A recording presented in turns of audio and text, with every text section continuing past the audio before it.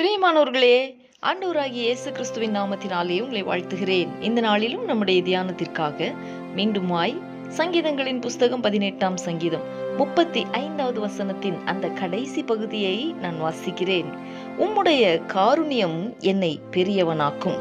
எனக்கு அன்பானவர்களே, இந்த 18வது சங்கீதத்தில் பக்தனாகிய தாவீது சொல்லியிருக்கிற இந்த வார்த்தைகளை எல்லாம் நாம் தொடர்ந்து தியானித்து வருகிறோம் அல்லவா? எத்தனை விதங்களில் தேவனை அனுபவித்தவராய், ருசித்தவராய், அழகாய் இந்த சங்கீதங்களை தாவீது பாடியிருக்கிறார். குறிப்பாக இந்த நாளிலே உம்முடைய காருண்யம் என்னை பெரியவனாக்கும் என்று தேவன் தனக்கு செய்ய போகிறதை தன்னுடைய நம்பிக்கையாய் தாவீது அறிக்கையிட்டு சொல்லி இருக்கிறதை நாம் பார்க்க முடிகிறது. தேவனுடைய காருண்யம் என்னை பெரியவனாக்கும் என்று சொன்னபடியே முழு இஸ்ரவேலுக்கும் அவரை ராஜாவாக்கி அவரை பெரியவனாக்கினார் அல்லவா?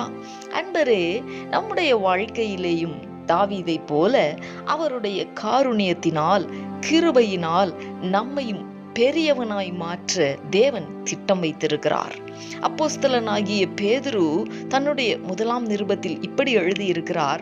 1 பேதுருவின் நிருபம் 5ஆம் அதிகாரம் 6வது வசனத்திலே, ஆகையால் ஏற்ற காலத்திலே தேவன் உங்களை உயர்த்தும்படிக்கு அவருடைய பலத்த கைக்குள் அடங்கி இருங்கள் என்று எழுதியிருக்கிறார்.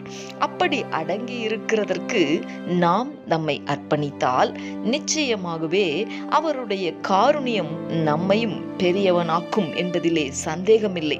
தாவீதை அவருடைய காருண்யம் பெரியவனாக்கிற்றே. யோசேப்பை முழு எகிப்திலும் அவருடைய காருண்யம் பெரியவனாக்கிற்றே.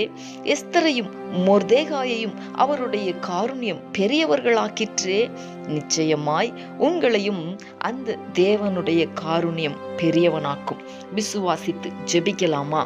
எங்களை நேசிக்கிற எங்கள் அன்பின் பரலோக தகப்பனே, ஆசீர்வாதமான இந்த நாளுக்காக உமக்கு நாங்கள் நன்றி செலுத்துகிறோம்.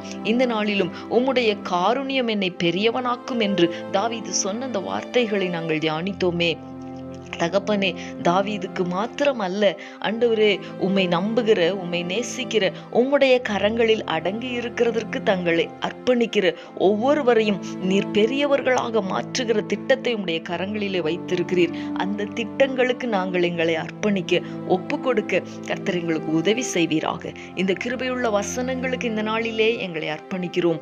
இயேசு கிறிஸ்துவின் நாமத்தில் வேண்டிக் கொள்ளுகிறோம் நல்ல பிதாவே. ஆமேன், ஆமேன்.